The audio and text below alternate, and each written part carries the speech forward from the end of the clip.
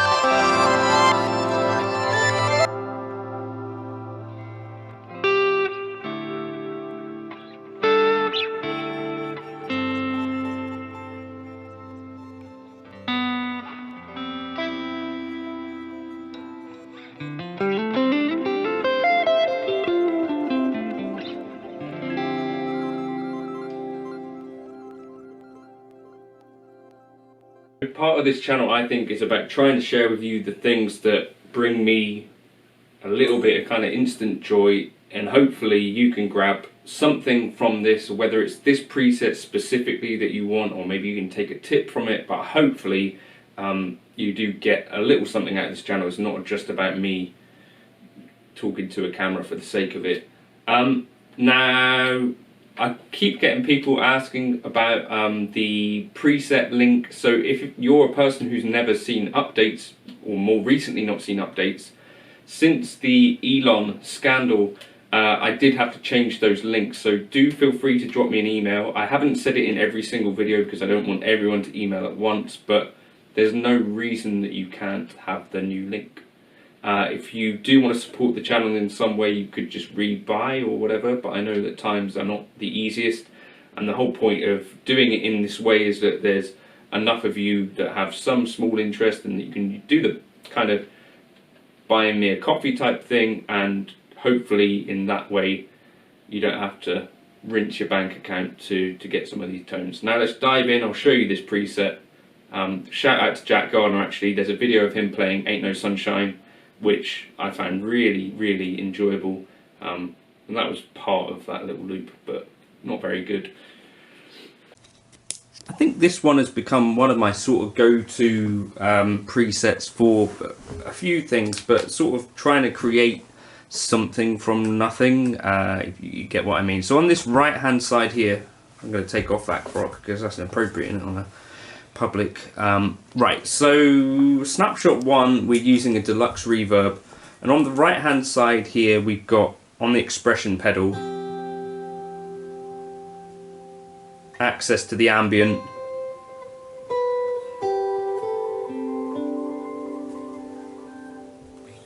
so you could fade that in or out with this foot pedal. So that's essentially what's going on there, if you're wondering who's doing that bit. And then snapshot 2, I switch over to the litigator on the top channel. The settings, as you see there, drive at 4, bass at 7, mids at 5, treble at 7.3, presence at 0.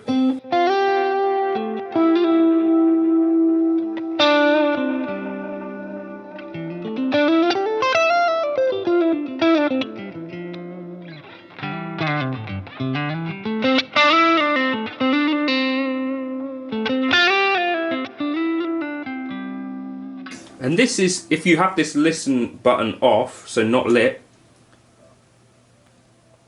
kind of acts a little bit like a Chase Bliss mood, where it's kind of listening to what you're playing.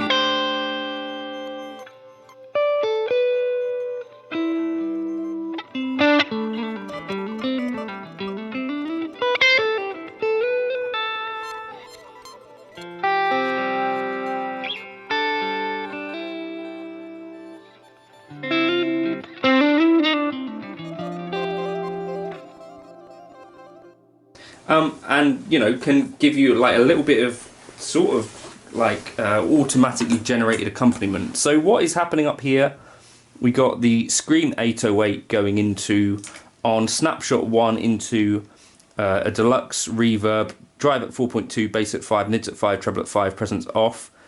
And on snapshot 2, as I say, it goes into the litigator. We're going into a dual cab, 1x12 Fullerton on both, 57 dynamic, 30% reflections, 1 inch away, and the other one is a US Deluxe, 160 ribbon, 30% reflections, etc. Into a Memory Man delay, and important here to set that headroom to 12 to avoid clipping, and other than that, fairly bog standard settings, 442 milliseconds, feedback 89, mix at 35, adjust to taste, obviously 80% scale as well. And then this goes into output path 2A. And what is weird about this part down here is that we've got the input of just the guitar going into this path and rejoining, and we have a reverse delay, 100%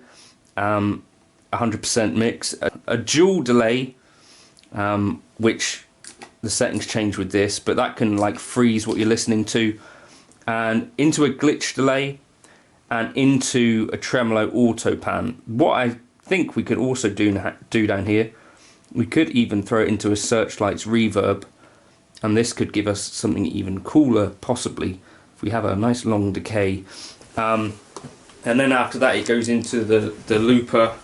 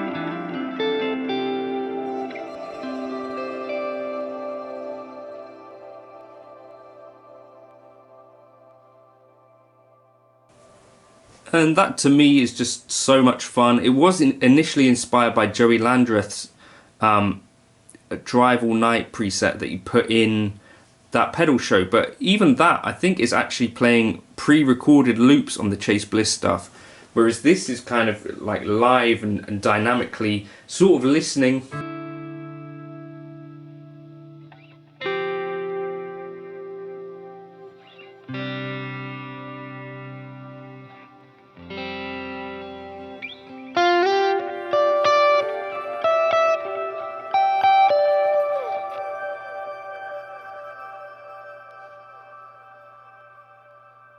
And changing dynamically as you play, which I think is a really beautiful thing and really inspiring for me. So check that one out if you want to in the folder. I'll leave a comment below. To me, that's some of the most inspiring stuff that I've managed to do on the Helix, and yeah, I just wanted to share it with you. So hopefully that was acceptable. Leave a comment below if you want me to try and even improve on the fractal version of this. I can't quite do this in Quad Cortex because they don't have a reverse delay, but this sort of thing that we can do relatively easily in a modeler is almost, not quite, but very difficult to achieve in the real world, and I think it's something that I want to take a bit more advantage of going forward. I'll catch you in another video soon, and cheers for now.